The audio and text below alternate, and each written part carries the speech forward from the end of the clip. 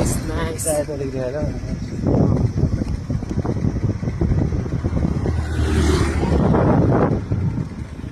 पेदोङको view एकदमै आँखामै बस्ने मन छुने भ्यूहरू छ यहाँ चाहिँ। र हाम्रो साथीहरू चाहिँ अलिकति अगाडि निस्किसकेका छ अनि हामी पनि पछि पछि जाँदैछ।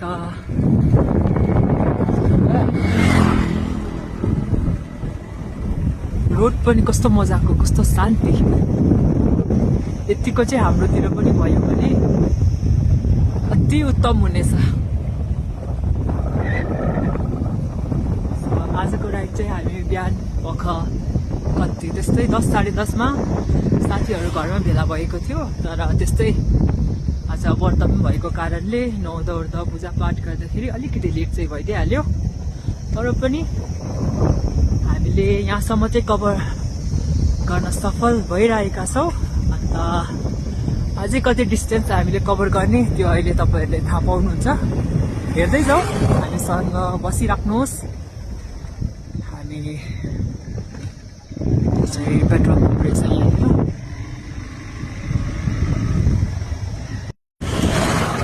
के हो यहाँ चाहिँ, यहाँ पल्लोपट्टि चाहिँ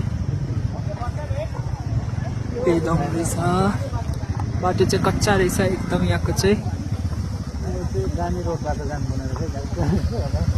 एकदमै हेभी रोड छ यहाँ चाहिँ। एक्सपर्ट यहाँको लोकल्सहरू त जहाँ पनि एक्सपर्ट भइहाल्छ। सो उहाँहरू चाहिँ सायद लोकल्स हुनुहुन्छ होला।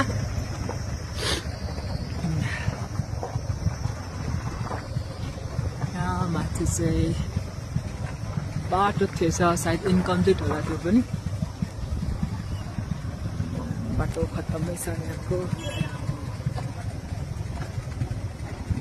डेन्जर रहेछ। ब्रेक तानिदियो भने हामी सिधै तल खाइमा पस्नु पुग्छौँ होला। बाटोहरू हेर्नुहोस्। हामी चाहिँ भर्खर सर्टकटबाट छिरेर आएको छौँ त्यो, किनकि उता चाहिँ त्यो मार्केट छ नि त, मार्केट जाँदाखेरि पुरा टाइम लाग्छ। सो यो चाहिँ सायद तल बाख्राकोटको बाटो होला, यहाँ माथिसम्म ल्याइ पुऱ्याएको छ। यो चालु भएपछि चाहिँ एकदमै सजिलो हुन्छ यता यातायात गर्नु। अहिले यो क्यामेराले हेर्दैछ यहाँ यस्तो गड्डाहरू, रियलमा चाहिँ अझ खराब छ कि यो रोड चाहिँ। जग्गा जग्गा राम्रो, जग्गा नराम्रो। हरेक जग्गाको कहानी यस्तै रहेछ। हाम्रोतिर पनि यस्तै हो, यहाँ पनि यस्तै रहेछ ठाउँ ठाउँको बातहरू।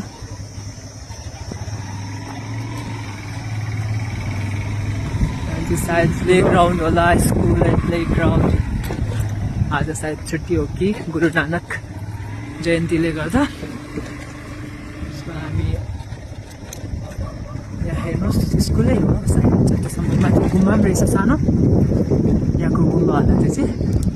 यो रोड यहाँ जाने रहेछ। लु त आइपुग्यो यस्तो बाटोमा फिर्से।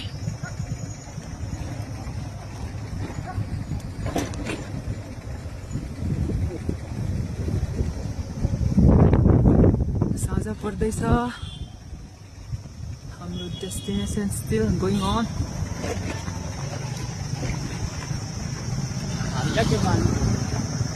भन्दैछ त हामीलाई क्यामेरामा निकाल्थ्यो।